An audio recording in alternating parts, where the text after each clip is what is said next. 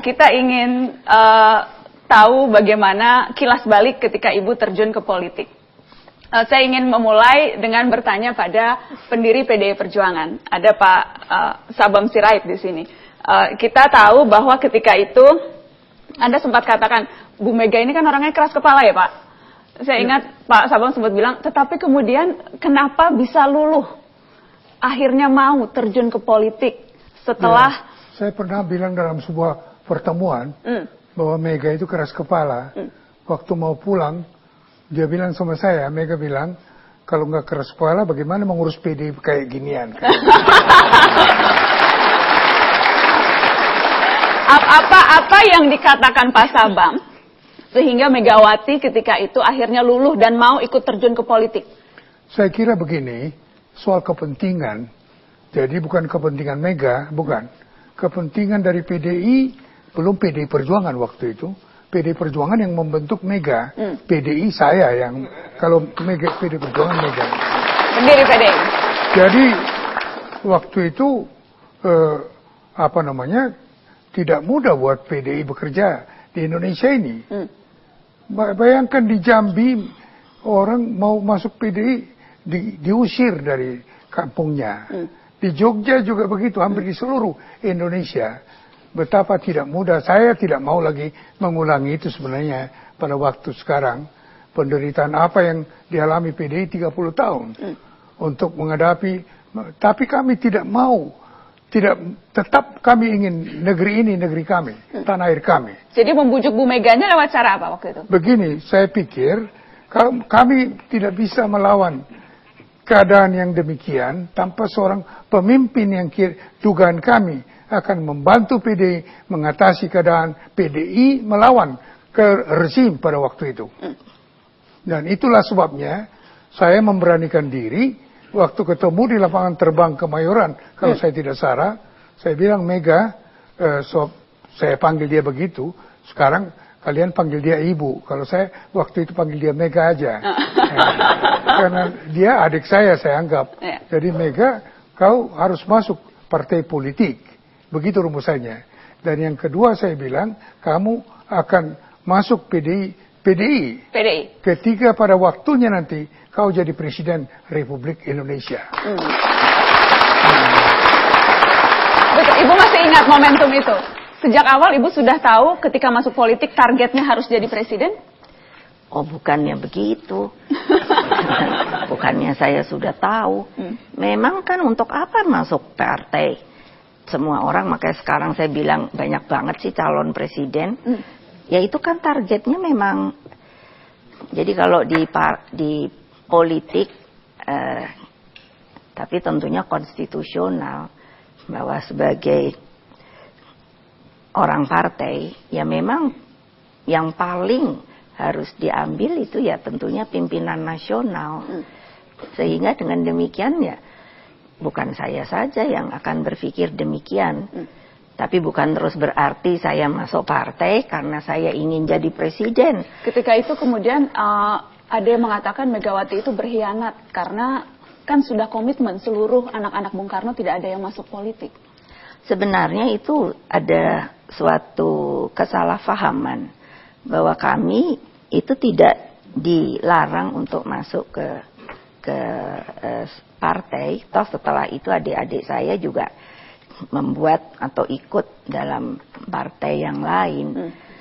Tapi kan kalau itu dan itu media juga kan yang ngomong begitu, makanya kadang-kadang saya suka kesel dengan media kan tidak seluruhnya berkata jujur. Begitu ya Bu? Mata Najwa jujur malam ini Bu. Jadi konteksnya itu bukan berarti berkhianat atau melanggar komitmen keluarga ketika masuk politik. Kalau bapak saya masih hidup juga pada waktu itu pasti bilangnya juga masuk kamu. Masuk kamu. Ibu, ada banyak momentum-momentum politik yang diikuti atau terjadi pada partai yang Ibu pimpin. Masih mengganjal tidak Bu peristiwa 27 Juli untuk seorang Megawati Soekarno Putri? Ya tentu saja, karena yang sangat saya rasakan sampai hari ini juga masih suka kalau iseng berpikir, mengingat-ingat mengapa sampai di sebuah negara yang merdeka, yang namanya aparat, tentunya pada waktu itu yang kita lihat dari TNI maupun polisi, sampai harus diterjunkan. Nah, terbayangkan tidak, kita ini sebagai sebuah republik, itu sudah mengalami duka, itu banyak sekali. Jadi tiba-tiba kok bisa sampai terjadi ada sebuah peristiwa yang terkenal dengan nama 27 Juli tahun 96 itu. Nah, 27 Juli itu kan sebenarnya menurut saya dapat terselesaikan. Katakan, saya malah pernah bicara dengan senior dari militer. Kalau memangnya dianggap itu adalah tanda kutip sebuah pemberontakan, ya tangkap saja saya. Dan saya kan orang yang sudah pernah dibawa ke polisi, berapa kali ya, ke Komdak, ke Jakarta Selatan, 3 kali lah. Lalu ke gedung Bundar itu, Kejaksaan, kan katanya dulu, wah jangan sampai dibawa ke gedung Bundar, serem gitu kan. Kok nggak taunya saya sendiri dibawa ke situ. Saya pikir dan betul serem, Bu. Dan betul serem. Itu tergantung dari kekuatan batin orang yang menghadapinya ya. Tapi memang pada waktu itu seperti di gedung Bundar itu kan pengacara ndak boleh masuk. Saya sendiri, lalu yang nanya saya tuh kursinya 6. Kenapa saya bilang kursinya 6? Berarti kan ada 6 orang, tapi mereka kan enak. Ini bergantian. Jadi kalau capek mungkin atau mau makan, mereka keluar digantikan dulu. Nah, saya yang terus ditanya. Karena ini sudah liwat kan.